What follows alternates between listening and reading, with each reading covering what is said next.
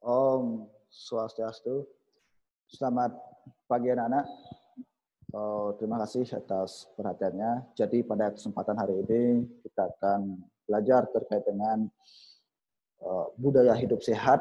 Ini menyambung terkait dengan materi budaya hidup sehat di kelas 9 untuk mata pelajaran agama Hindu dan Budi Pekerti. Nah, pada materi yang sekarang yang Bapak berikan adalah menjaga kebersihan menurut Ayurveda. Jadi Ayurveda ini merupakan kitab tentang kesehatan ya, tentang pengobatan. Nah, kita akan menelisik atau mempelajari lebih dalam lagi bagaimana ya menjaga kebersihan menurut kitab suci dari Ayurveda. Nah, yang pertama ya jadi anak-anak sebagai pengantar pada kesempatan hari ini, pada pembelajaran hari ini. Jadi setiap orang itu mempunyai kebiasaan yang berbeda-beda antara satu dengan yang lainnya.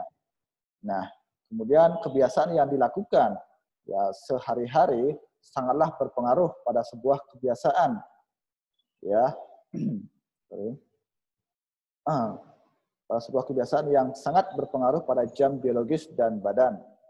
Ya, hal awal yang dilakukan adalah pada saat kita bangun pagi harus lebih awal, yaitu ketika matahari belum terbit atau istilah dalam Hindunya itu Brahma Muhurta. Ya, jadi sebelum matahari terbit dan menjelang terbit, yaitu pada pukul 4. Nah, kemudian kita berdoa kepada Tuhan ya yang telah menjaga tidur ya, menjaga tidur kita, kemudian membersihkan tempat suci, tempat tidur dan cuci muka. Jadi ketika kita bangun dengan waktu Brahma Muhurta ya, kemudian kita berdoa, kemudian merapikan atau membersihkan tempat tidur dan cuci muka. Inilah yang harus kita lakukan secara rutin, anak-anak. Nah, setelah itu ya baru minum air putih untuk membersihkan ginjal dan pencernaan. Ini penting ya, setelah bangun ya ini minum air putih, jangan langsung megang ponselnya. Anak-anak sekarang kan banyak ya ketika bangun tidur sekarang pasti yang dipegang adalah ponselnya. Ya. Kemudian nah, dalam kasus ini banyak orang yang beranggapan bahwa ketika pagi hari ya itu sering minum kopi atau teh. Padahal kebiasaan ini tidak baik ya dalam Ayurveda ya. Karena pada saat pagi hari tubuh kita sedang melakukan detoksinasi atau mengeluarkan racun dari tubuh. Sehingga hal yang harus dilakukan adalah dengan minum air putih untuk membantu pencernaan kita dalam membuang kotoran itu. Ya, ini ada proses detoksinasi. Nah, selain itu, seseorang harus terbiasa melakukan meditasi ya dan yoga setelah membersihkan diri. Pelaksanaan meditasi ini paling sedikit adalah 15 menit karena untuk keseimbangan pikiran dari pengaruh kehidupan duniawi. Nah, jadi kehidupan manusia yang tidak lepas dari pengaruh kemahakuasaan Tuhan ya, dalam ajaran Hindu itu terdiri dari dua aspek, yaitu aspek nyata atau skala dan aspek tidak nyata atau niskala. Ya, aspek yang nyata atau skala ini adalah sesuatu yang jelas dan langsung dapat dilakukan melalui hasil pikiran ya, hasil berpikir atau kognitif yang juga menghasilkan emosi dari perilaku, kemudian dapat dirasakan melalui penginderaan. Nah, aspek niskala mengandung keyakinan pada ajaran agama yang mempengaruhi ketentraman batin melalui vibrasi-vibrasi kesucian yang hasilnya tidak dapat dirasakan melalui penginderaan. Nah, jadi keduanya tidak terpisahkan oleh karena itu perlu diperhatikan secara bersama-sama. Dalam konteks pola hidup bersih dan sehat, terdapat pula aspek skala dan niskala sebagai ya sebagaimana diatur dalam Atharva Veda Kemudian psikolog barat juga menyatakan, ini Spearman dan Raven menyatakan bahwa kondisi ideal untuk hidup bersih dan sehat adalah living healthy, meliputi unsur-unsur fisikal, ya fisik, emosional, sosial, intelektual, dan spiritual. Nah, beberapa cendekiawan Hindu juga berpendapat bahwa membersihkan tubuh, pikiran, jiwa, ya, atman, dan akal atau budi dilaksanakan secara bersama-sama seperti yang disebutkan dalam sloka, ya, sila krama. Nah, ini Abir Gatrani Sudianti, Manah Satyana Sudianti, Widya Tapobiam, Butatma, Budir Cnanena Sudianti. Ya, dalam sloka sila krama juga ini. Jadi tubuh itu dibersihkan dengan air, pikiran dibersihkan dengan kejujuran, jiwa atau atman itu dibersihkan dengan ilmu, dan akal atau budi dibersihkan dengan kebijaksanaan. Ya. Kemudian yang selanjutnya, menjaga kebersihan, kesehatan, dan kesucian badan dalam ajaran Yoga Sutra Patanjali disebutkan sebagai saucha. Ya, saucha artinya suci lahir batin melalui kebersihan dan kesehatan badan serta kesucian batin. Nah, oleh karena kebersihan pangkal kesehatan, ini seperti slogan yang kita sering gunakan dan sering ucapkan, maka kesehatan badan dapat mempengaruhi kesucian jiwa. Demikian pula kesucian jiwa dapat mempengaruhi kesehatan jasmani. Nah, ini badan dalam kitab Urayaspati Tattva disebut sebagai stula sarira, terdiri dari unsur-unsur panca mahabhuta, yaitu pertiwi, apah, bayu, teja, dan akasa. Nah, jadi kesehatan dicapai bila keseimbangan kelima unsur itu terjaga dengan pengaturan komposisi triguna, yaitu sattva, rajas, dan tamas. Nah, ini sattva menyangkut perilaku yang tenang, rajas menyangkut aktivitas badan yang sesuai dengan kemampuan fisik, dan tamas menyangkut perlunya memberi waktu yang cukup untuk beristirahat, bersantai, dan berekreasi. Jadi kebersihan dan kesehatan lingkungan itu perlu dijaga karena berkaitan erat dengan kebersihan dan kesehatan manusia.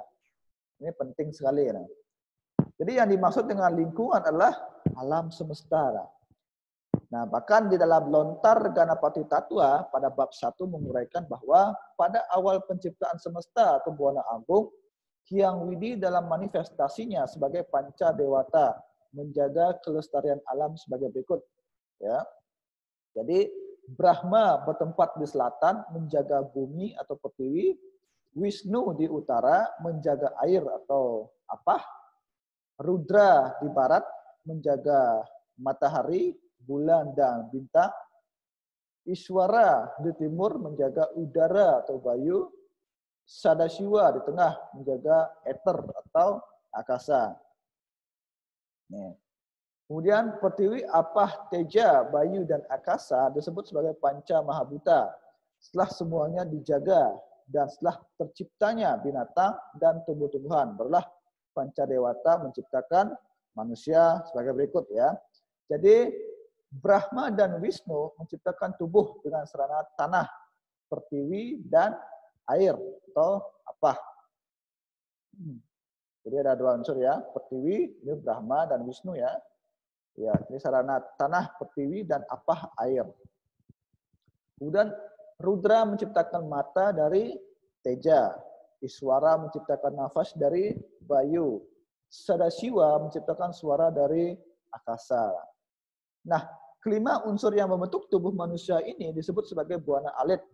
Dengan demikian, maka jelaslah bahwa unsur-unsur buana agung sama dengan unsur-unsur buana alit.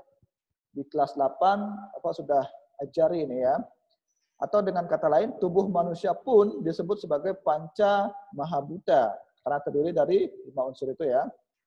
Nah, bila manusia ingin hidup bersih dan sehat, maka manusia juga mempunyai kewajiban memelihara buana agung yang bersih dan sehat. Ya, sebab jika buana agung tidak bersih dan tidak sehat, mustahillah manusia bisa hidup bersih dan sehat. Ini saling berkaitan, anak-anak. Dalam ajaran catur marga tentang bakti marga disebutkan bahwa wujud kecintaan seseorang bakta kepada Hyang Widi atau Tuhan tercermin juga pada cinta dan kasih sayangnya kepada semua ciptaannya, termasuk alam semesta. Nah, dalam kitab Manawa Dharma Sastra bab 4 Atta Caturto Jaya, ya, sloka 52 menyatakan bahwa kecerdasan seseorang akan sirna jika ia kencing menghadapi api, matahari, bulan, dalam air sungai, menghadapi Brahmana, sapi, atau arah angin. Ya, ini jelas ya. Kecerdasan seseorang akan sirna jika kencing menghadapi api, ya, menghadapi api, matahari, bulan, ya, di dalam air sungai, menghadap Brahmana, sapi, atau arah angin. Ya.